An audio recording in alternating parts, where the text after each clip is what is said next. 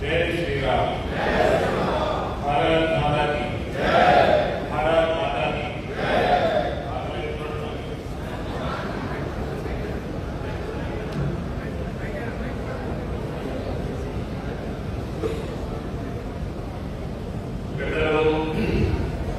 నేటి కార్యక్రమ ముఖ్య అతిథులు కేంద్ర మంత్రివర్యులు ప్రధాన మనలో కేంద్ర మంత్రివర్యులు సీనియర్ నాయకులు కిషన్ రెడ్డి గారు, సోదరుడు కేంద్ర హోంశాఖ సహాయ మంత్రి బండి సంజయ్ గారు, సంఘటన మంత్రి గారు,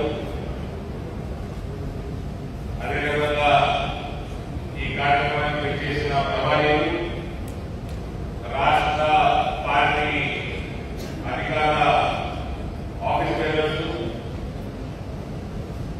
మెంబర్ ఆఫ్ పార్లమెంట్స్, ఎమ్మెల్యేలు, లెజిస్లేటివ్ పార్టీ నాయకులు మహేశ్వర్ రెడ్డి గారు, పేరు పేరుగా ఈ కార్యక్రమానికి విచ్చేసిన ప్రతి ఒక్క భారతీయ జనతా పార్టీ నా తోటి కార్యకర్త సోదర సోదరిమణులకి, మీడియా మిత్రులకి నమస్కారాలు తెలియజేస్తూ ఈ రాజకీయ తీర్మానాన్ని ప్రవేశపెట్టిన మహేశ్వర్ రెడ్డి గారికి ధన్యవాదాలు తెలియజేస్తూ దాన్ని బలపరుస్తూ మీ అందరినీ కూడా బలపరచాల్సిందిగా కోరుకుంటూ నేను మాట్లాడే ముందు धर्मेंद्र प्रधान जी को मैं शुभकामनाएं देना चाहता हूँ। पहली बार उड़ीसा में भारतीय जनता पार्टी की सरकार बनी है और रिकॉर्ड स्तर पर मेंबर ऑफ पार्लियामेंट की वजह से जीतकर आए हैं। आई थिंक अभी एक ही स्थान पर बीजेपी हार हुई है, हर जगह पर हर पार्लियामेंट सेगमेंट पर बीजेपी जीती है। क्योंकि मैं पॉलिटिक्स करता हूँ, मेरी दिलचस्पी सरकार बनाने में ही है। ఇక మహేశ్వర్ రెడ్డి గారు ప్రవేశపెట్టిన తీర్మానం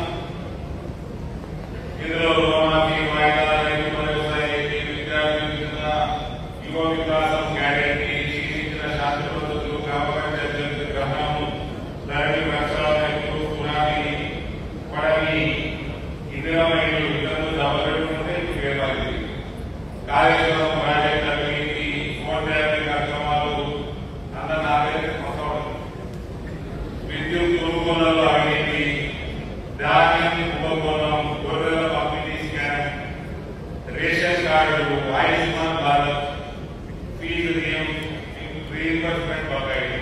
ఇందులో ఈ రేషన్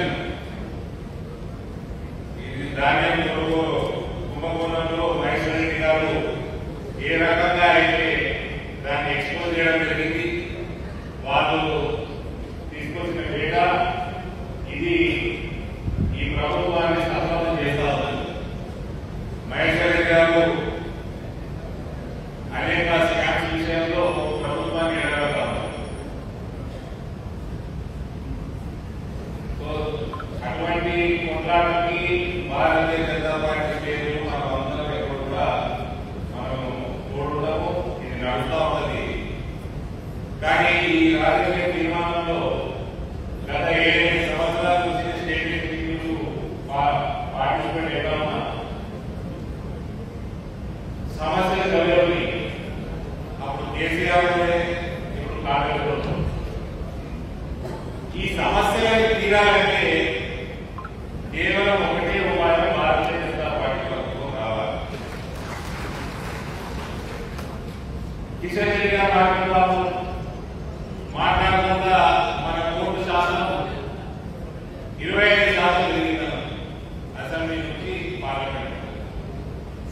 నేను 25% నుంచి నా 50% దాటాలి, 45% ఎక్కువ. అసెంబ్లీ ఎన్నికల 2018లో మనకు వచ్చింది 6%, 2023లో మనకు వచ్చింది సుమారు 11-12%. పార్లమెంట్ ఎన్నికల్లో మనకి 2019లో వచ్చింది సుమారు 18%, 17-18% వచ్చింది. ఈసారి డబుల్ 36%.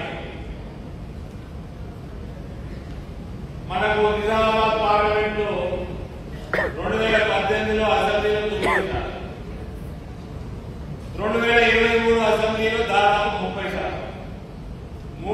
300% పైన గ్రోత్. 2019లో కేసీఆర్ కుదురున్నప్పుడు 45% దాటి పార్లమెంట్ ఎన్నికలు. ఇప్పుడు కులపుత్రుడు అజాత శత్రువు జీవన్ రెడ్డి గారు నిలబడినప్పుడు కూడా 48% దాటి. ఈ తీర్మానంలో మా రిక్వెస్ట్ కిషన్ రెడ్డి గారికి, పార్టీ పెద్దలకి అది రాయగలిగిన రాద్దాం, లేకపోతే మనం ఒక సంకల్పం తీసుకున్నాం. ఇవాళ 8 మంది ఎంపీలు, 8 మంది ఎంపీలు అంటే దాదాపు 119 నియోజకవర్గాలలో దాదాపు 50 స్థానాలలో మనకు మెజారిటీ వచ్చినట్టు 3 లెక్కలు. రాబోయే అసెంబ్లీ ఎన్నికలలో పార్లమెంట్ సభ్యులకి జిమ్మెదారీ ఏంటి, అసెంబ్లీ సభ్యులకి జిమ్మెదారీ ఏంటి, పార్లమెంట్ ఎన్నికలలో ఓడిపోయిన వాళ్ళు కూడా 2వ స్థానంలో నిలిచిన వాళ్ళు చాలా మంది ఉన్నారు. అసెంబ్లీలో ఎన్నికలలో 40% ఓటు దాటాల్సిన బాధ్యత వీళ్ళందరికీ కూడా దయచేసి. ఎందుకంటే ఈ తీర్మానాలతో ప్రజలు ఇబ్బంది పడతా ఉన్నారు. అది కేసీఆర్ ప్రభుత్వం ఏంటి, రేవంత్ రెడ్డి ప్రభుత్వం ఏంటి, ఇప్పుడు ఆర్ఆర్ ట్యాక్స్ అంటున్నారు, ఆనోడు నిజామాబాద్ కేసీ ట్యాక్స్. ఈ ట్యాక్స్ పోవాలి, ఈ అవినీతి పోవాలి, ఈ సమస్యలను తీరాలంటే దానికి కేవలం ఉపాయం భారతీయ జనతా పార్టీ ప్రభుత్వం రావాలి. దానికోసం మనం ఎన్నికలు, అసెంబ్లీ ఎన్నికలు గెలవాలి. దానికోసం రానున్న లోకల్ బాడీ ఎన్నికలలో భారతీయ జనతా పార్టీ అసెంబ్లీ ఎన్నికల కంటే, పార్లమెంట్ ఎన్నికల కంటే సీరియస్ గా అన్ని రకాలుగా పార్టీ సహాయపడుతూ మనందరికీ కూడా బలపడతారు. కాబట్టి ఇవన్నీ కూడా ఈటనంగా మాట్లాడుకుంటా రానున్న అసెంబ్లీ ఎన్నికలలో రేవంత్ రెడ్డిని పొందబెట్టడం నిశ్చయం అయిపోయింది. ప్రజలు నిర్ణయిస్తున్నారన్నారు. నిలబెడుతున్న వారిని, కుర్చీల కూర్చోబెడుతున్న వారిని. దానికోసం మనం చేయాల్సిన పని, ప్రతి నియోజకవర్గంలో బలమైన అభ్యర్థి, ప్రతి నియోజకవర్గంలో 40% ఓటు పైన వచ్చేటట్టు ప్రణాళికలు ఈ లోకల్ బాడీ ఎన్నికలతోనే మొదలైంది. కాబట్టి ఈ లోకల్ బాడీ ఎన్నికలు పార్లమెంట్ ఎన్నికల కంటే అతి సీరియస్ గా కొట్టాడాల్సిన బాధ్యత మనం అందరం తీసుకోవాలి. ఇక వేరే విషయాలు అంటే సార్లు అందరూ మాట్లాడేది, సీనియర్ నాయకులు మాట్లాడేది. నేను జస్ట్ పాయింట్ మాట్లాడినా. ప్రభుత్వంలోకి వచ్చే పద్ధతి ఏంటో దాని మీద నాకు ఇంట్రెస్ట్. ప్రభుత్వం ఫామ్ చేయడానికి నా ఇంట్రెస్ట్, లేకపోతే టైంపాస్ రాజకీయాలు కాదు. మరోసారి మహేశ్వర్ రెడ్డి గారు